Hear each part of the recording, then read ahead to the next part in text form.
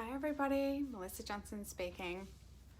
I am the Principal Psychologist and the Director at Thriving Mind Psychology Clinic located here on the Sunshine Coast.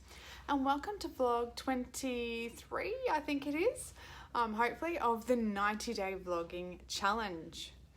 So today, the title of today's vlog is your inner critic beating you up? So what am I talking about? Well, an inner critic really is that internal self-voice that can be really quite unhelpful. It can be quite negative and puts you down.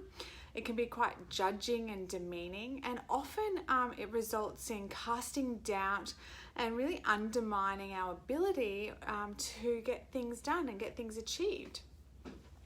And now this inner critic can make appearance at any time.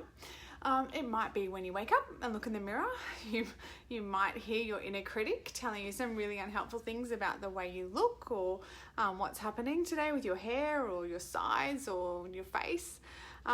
It might happen when you get to work. Your inner critic might pop up when you get to work, and it might tell you some really unhelpful things about how busy you are and how much you've got to get done today, and it's just never going to happen, and you never get any work done, and you may as well not bother.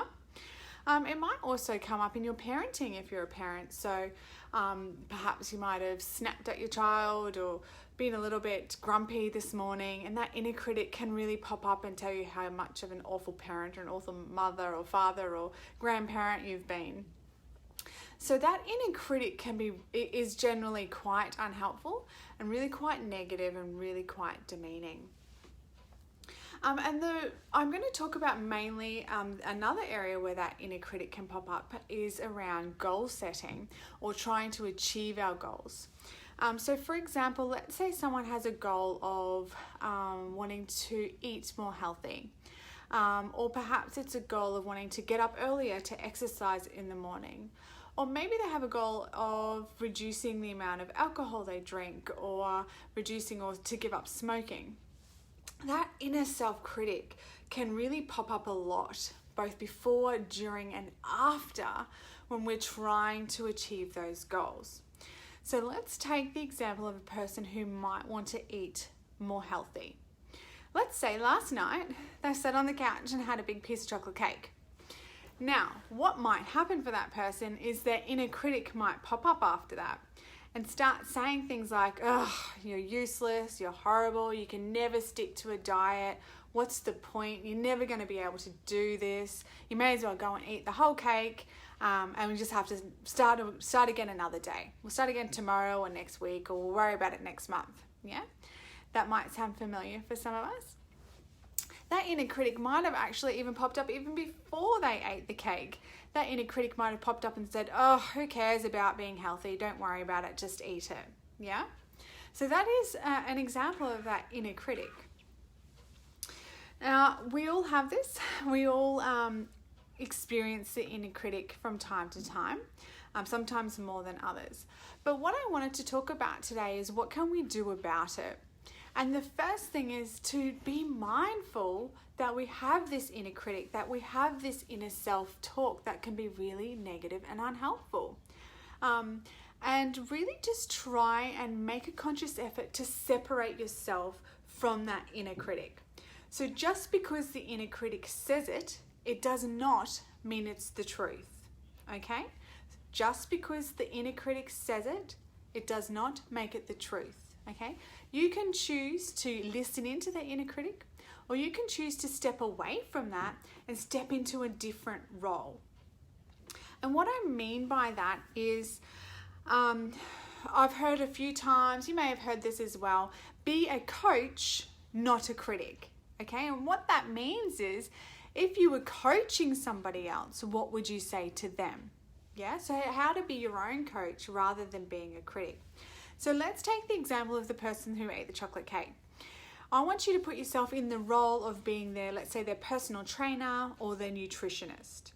As the person in the role of a nutritionist or a personal trainer, do you think that they would say to that person, "Oh, you're horrible, you're ridiculous, what's wrong with you? You can never stick to a diet. Why did you do that? You may as well go home and eat the rest of the cake now, you're completely stuffed up"? No. A nutritionist or a personal trainer or a coach or a mentor or even a friend wouldn't say that to somebody else because they're taking on that role of trying to be helpful and supportive. It's not all about sunshine and flowers and saying, oh, it's fine, don't worry about it. A coach or a mentor or a personal trainer or nutritionist would actually sit with that person and give them some constructive feedback, okay? And they might do things like problem solve. So let's have a look at what the actual triggers were, what happened there, and what can we learn from it and do differently. So maybe the personal trainer or the nutritionist would sit with that person and say, okay, perhaps we need to remove the temptation. So you need to go home and chuck that cake in the bin. Perhaps you need to shop online so you're not tempted in the grocery store to buy things that you don't need.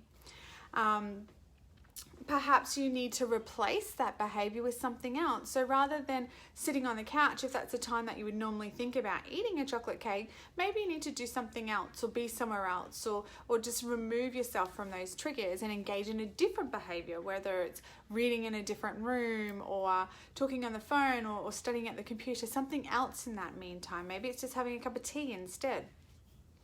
So a coach or a personal trainer or a nutritionist would really help problem solve through some of that and help that person learn from the experience rather than just being critical and telling them how horrible and ridiculous they are and they may as well not bother. The other thing that they might help them do is really focus and have a think about their beliefs around this goal of wanting to eat healthy and their thought process around wanting to eat healthy.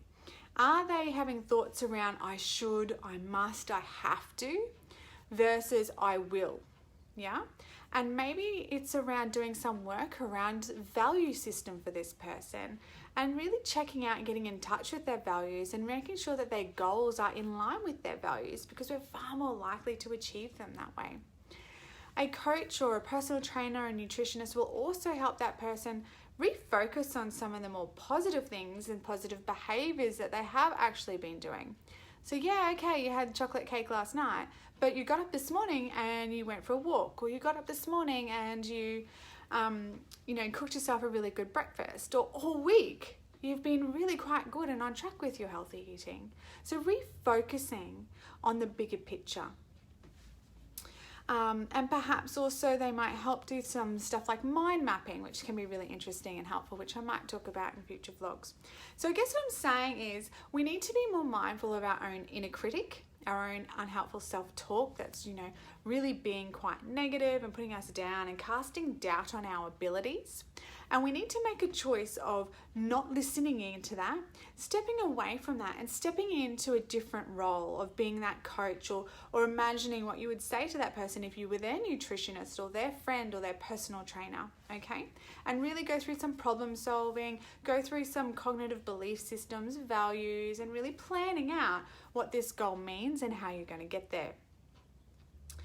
Okay, so that is it for the inner critic. Is it beating you up? If it is, stop letting it. Try not to listen into it. Just because it says it, it doesn't mean it's the truth. And remember, we generally can't go back in time and change something, okay? We can't wind back the clock and not eat that cake. So spending time dwelling about it, thinking about how awful I am because I did it, isn't really that productive. You need to take the opportunity to learn from what happened and put in place some steps that might help you achieve your goal a little bit better next time, okay? And you can't do that if you're listening to that inner critic. You got to do that from a more coaching perspective. That is it from me today. I hope you have enjoyed that. Please do like or love if you have enjoyed it. Really, it's the only way I know what topics you're enjoying and what you want to see more of. So if you have enjoyed it, you've enjoyed hearing about that horrible inner critic today, please do like. And as always, don't forget there's never been a better day than today to take the steps to having your thriving mind and your thriving life. And I shall see you tomorrow. Bye for now.